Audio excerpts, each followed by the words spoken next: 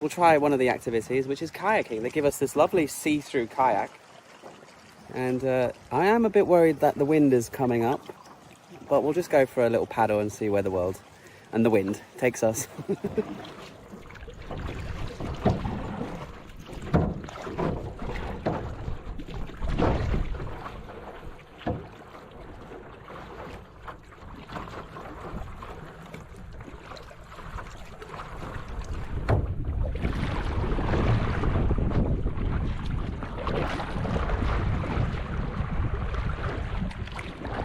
I had high hopes to paddle out to the rocks out there.